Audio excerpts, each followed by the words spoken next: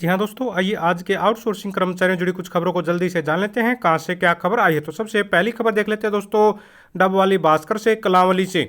जी हाँ दोस्तों, यहाँ पर वेतन बढ़ाने व अन्य मांगों को लेकर सफाई कर्मचारियों का अनिश्चितकालीन धरना शुरू। बोले हैं जब तक समस्याओं का समाधान नहीं होता है तब तक प्रदर्शन जारी रहेगा। जी हाँ दोस्तों, नगर पालिका सफाई कर्मचारी दोस्तों जो अपनी मांगों को लेकर यहाँ पर अनिश्चितकालीन धरने पर बैठे गए हैं। यहाँ पर कर्मचारियों ने आरोप लगाया है कि यहाँ पर इनको एलटीसी का लाभ नहीं दिया जा रहा है, 1.5 वर्ष से ईपीएफ जमा नहीं करवाया जा रहा है, उनका वेतन बढ़ाने व उसका एरियर दिया जाए। उन्होंने बताया है कि सभी पुरानी मांगों को ये लगातार दोहरा रहे हैं, जिसमें कच्चे कर्मचारियों को पक्का करने और पुरानी पेंशन बहाल की जाए, इस तरह की इनकी मांगे हैं। 17 माह से बकाया तेल साबुन इत्यादि का जो पैसा इनको दिया जाता है वो भी जारी नहीं किया जाता है। तो कर्मचारी यहाँ पर अब मजबूर होकर धरने पर बैठ गए हैं और अनिश्चितकालीन धरना इन्होंने शुरू कर दिया है। जी हाँ दोस्तों, देखिए परेशानी क्या होती है भाई, हर महीने सैलरी तो जारी करनी होती है, तो कभी किसी महीने परेशानी होती है तो ये एक सामान्य बात हो सकती है। लेकिन सबसे बड़ी समस्या जब स्टार्ट होती है जब उस पर ध्यान नहीं दिया जाता। अगर किसी महीने सैलरी जारी नहीं की जाती है या फिर ईपीएफ में परेशानी होती है, एसआई में जमा करने में कोई परेशानी होती है, तो कुछ समय बाद अगर उसको संभाल लिया जाए तो इतनी बड़ी समस्या खड़ी नहीं होती है। दिक्कत यहीं से शुरू होती है।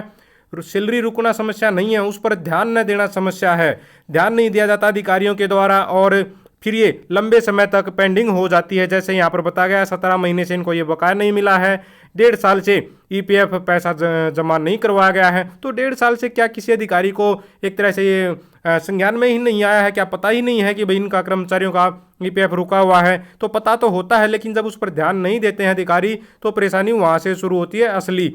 हंसी बरवाला भास्कर से अगली खबर देख लेते हैं।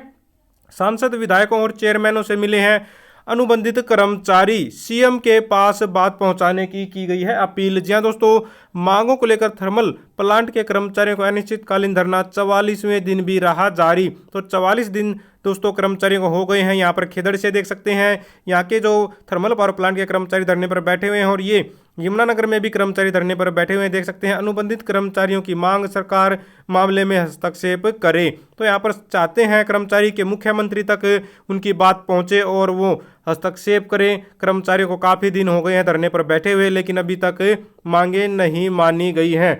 वैसे देखा जाए तो ये इतने दिन से जो धरना चल रहा है 2 थर्मल पावर प्लांटों का, तो सिंपल सी बात है मुख्यमंत्री तक ये बात जरूर पहुंच रही होगी। वो जानबूझकर शायद इसको नज़रअंदाज कर रहे हैं, भाई अधिकारी अपने लेवल पर ही इस समस्या का समाधान कर देंगे। लेकिन अधिकारी हैं कि समस्या का समाधान नहीं कर पा रहे हैं। और समस्या क्या है, मात्र एक सबसे आम सी मांग है कि कौशल रोजगार निगम में कर्मचारी शामिल होना चाहते हैं, जो कि कोई ज़्यादा बड़ी मांग भी यहाँ पर नज़र नहीं आती है। आगे देख लेते हैं, यहाँ पर खबर है हरियाणा सरकार के स्कूलों में स्थायी भर्ती पर भारी पड़ सकती है कौशल रोजगार निगम के जरिए टीजीटी की अस्थायी नौकरी। जी हाँ दोस्तों, टीजीटी की जो भर्ती हुई थी कौशल रोजगार निगम के माध्यम से, तो दोस्तों उनको परेशानी आ सकती है। अब जो पक्की भर्ती में उन्होंने फार्म भर रखे हैं, जी हाँ दोस्तों, क्या हुआ है अभी कुछ दिन पहले ही जो भी कौशल रोजगार निगम के माध्यम से कर्मचारी लगे हैं उनकी सभी की इनकम बढ़ गई है फैमिली आईडी में और 1,80,000 से ऊपर चली गई है। अब परेशानी क्या है, बहुत सारे जो पक्की भर्ती में क्लेम करते हैं कि उनको 5 नंबर चाहिए क्योंकि उनकी इनकम 1,80,000 से कम है। तो अब ये कौशल रोजगार निगम वालों ने क्या किया, यहाँ पर उनकी सैलरी उसमें शो कर दी है फैमिली आईडी में। तो अब उनकी फैमिली आईडी में इनकम ज़्यादा हो गई है, ज़्यादा होने की वजह से अब इनको 5 नंबर लेने में परेशानी का सामना करना पड़ सकता है। तो ये मामला सामने आया है, इस पर हमने स्पेशल वीडियो बना दी। इससे पहले वाली वीडियो आप लोग जाकर देख सकते हैं, आप लोगों को विस्तार से जानकारी मिल जाएगी। आगे देख लेते हैं, यहाँ पर महेंद्रगढ़ भास्कर से खबर है, ग्रामीण चौकीदार संगठन ने विरोध प्रदर्शन कर जिला उपायुक्त के नाम सौंपा है ज्ञापन। जी दोस्तों, यहाँ पर बता दें आप लोगों को, ग्रामीण चौकीदार संगठन पहुंचा हुआ था अपनी मांगों को लेकर। यहाँ पर जो ग्रामीण चौकीदार हैं इन्होंने यहाँ पर मांग की है कि इनकी संतोषजनक लंबी सेवाओं को देखते हुए इनको सरकारी कर्मचारी का दर्जा दिया जाए। जब तक सरकारी कर्मचारी का दर्जा नहीं दिया जाता है 24,000 रुपये कम से कम इनको वेतन दिया जाए। इनकी मांगों को जल्द से जल्द सुना जाए। अगर नहीं सुना जाता है तो इन्होंने यहाँ पर ऐलान कर दिया है 15 जून को एक तरह से यहाँ पर इनका वेतन का भुगतान नहीं किया जाता 15 जून तक, तो ये जिला स्तरीय विरोध प्रदर्शन करेंगे और मुख्यमंत्री के नाम उपायुक्त को ज्ञापन सौंपेंगे। तो यहाँ पर ग्रामीण चौकीदार दोस्तों अपनी सैलरी को लेकर परेशान है। गोहाना भास्कर से देख लेते हैं, गोहाना सोनीपत से कर्मचारियों की लंबित मांगों को पूरा करने को एसडीओ से मिले हैं यूनियन नेता। जी हां दोस्तों, यहाँ पर Haryana government PWD mechanical worker union की शाखा पब्लिक हेल्थ सोनीपत का संस्था एक तरह से यहाँ पर बताया गया शिष्टमंडल ब्रांच प्रधान विनोद शर्मा की अध्यक्षता में मिला है उपमंडल अभियंता प्रदीप कुमार से, और इनसे अनुरोध किया है कि इनकी मांगों पर गौर किया जाए, विचार किया जाए और उनका समाधान किया जाए।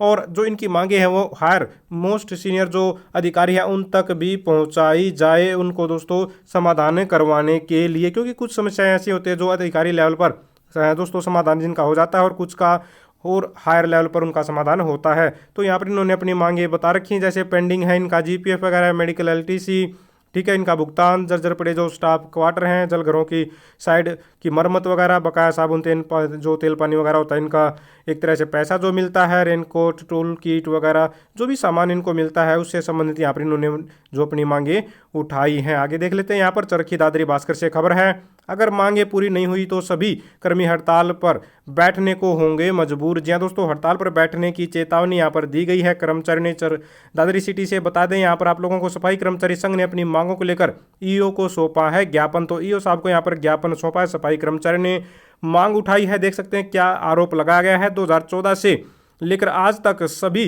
कर्मचारियों के वेतन से ईएसआई के पैसे काटे जा रहे हैं, लेकिन किसी भी सफाई कर्मचारी को यहाँ पर ईएसआई कार्ड दोस्तों जारी नहीं किया गया है, किसी का नहीं बना है। प्रत्येक माह 150 से 200 रुपये बिना किसी बात के काट लिए जाते हैं। जैसा कि हम आप लोगों को बता रहे थे स्टार्टिंग में ही वीडियो के, भाई समस्या यहीं से शुरू होती है। अगर 2014 से इनका पैसा मान लीजिए कट रहा है, तो यहाँ पर 2014 से आज 2023 हो गया, तो क्या अब तक किसी भी कर्मचारी की या फिर किसी अधिकारी को नहीं पता है कि क्या परेशानी चल रही है? तो जो समस्या का समाधान नहीं होता है वो मुख्य परेशानी है। परेशानियां तो आ जाती है लेकिन उसका समाधान न करना अधिकारियों के द्वारा वो सबसे बड़ी परेशानी है, क्योंकि अधिकारी उस पर ध्यान नहीं देते। और क्यों नहीं देते? क्योंकि उनकी सारी की जो सैलरी होती है, जो भत्ते होते हैं वो समय पर आते रहते हैं, तो कर्मचारियों पर वो ध्यान नहीं देते हैं।